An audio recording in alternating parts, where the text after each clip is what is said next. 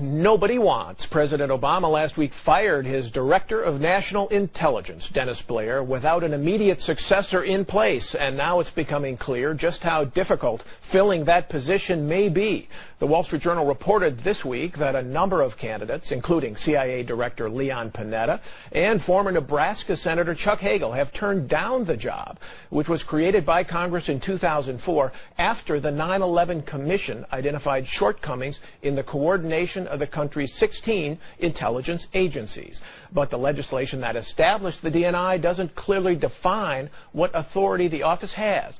Mr. Blair was the third director in 5 years. Gabriel Schoenfeld is a senior fellow at the Hudson Institute and author of the new book, Necessary Secrets, National Security, the Media, and the Rule of Law. Gabe Schoenfeld, good to have you here. Nice to be here. Okay, so why do you think Dennis Blair was fired? A series of screw-ups starting with the very beginning of his tenure in office.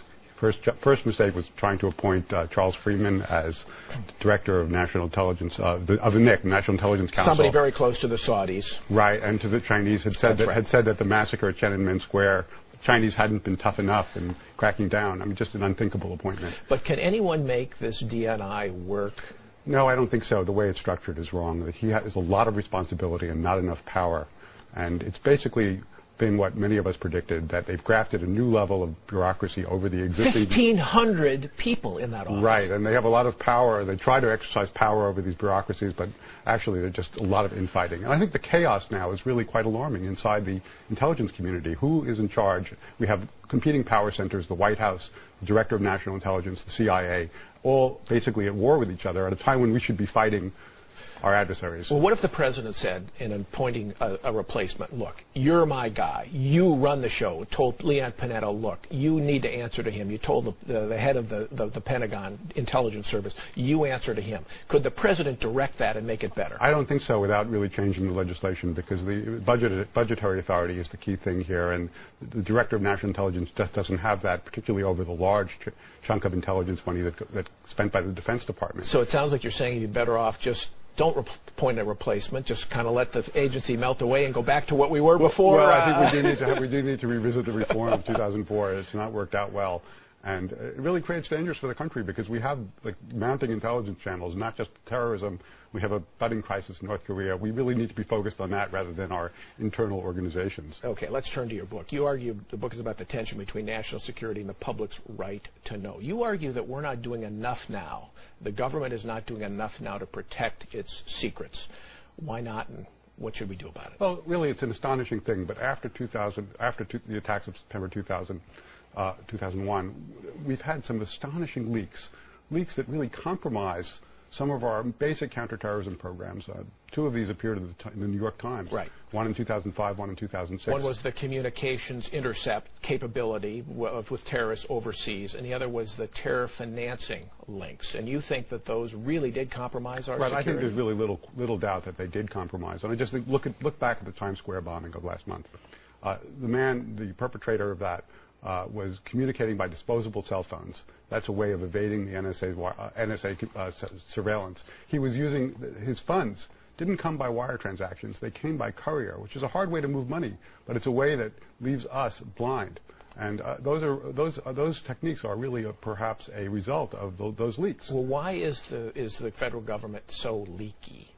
Well, it's always been that way, and I think that's part of our system of rule. I mean, the Senate Intelligence Committee did a study just of one 6-month period. 147 different pieces of classified information made their way into the press.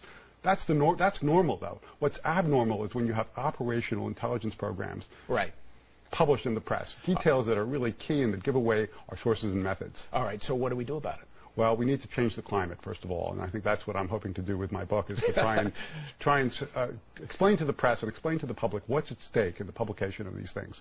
That's a first and essential step. But beyond that, I think when you have truly egregious leaks, one, you can, under certain circumstances, go after journalists who are publishing things that endanger the public. You can also prosecute journalists. Now, wait a minute. Now, why not just prosecute the leakers, who are, after all, take an oath and are violating the law? Absolutely, and I think that's the first place to go. However, in practice, it's extremely hard to uncover them. Just think, in our entire history, there have only been 3 successful prosecutions of leakers. And is that all? That's it. And one of them under the Obama administration, and now they're prosecuting a second. So Obama, in some ways, if the second case goes to trial and leads to a conviction, he'll be the first president to put two of them in prison. But if you prosecute journalists, you're talking about an uproar. I mean, even subpoenaing journalists in national security cases is an uproar. Wouldn't a president be inviting a huge backlash? I think it would be. Well, it would be a real battle. However, if the consequences of the leak are grave, I think the president would be justified. And we had a case like this in World War II where Roosevelt started the prosecution of the Chicago Tribune for revealing the fact that we were breaking Japanese codes. If it turned out the Japanese hadn't noticed this story, but if they had, that prosecution would have gone forward and there would have been a conviction. I think the answer here is media self-restraint, not for prosecution. But this is an interesting debate that you've opened up. Gabe Schoenfeld, thanks so much for being here.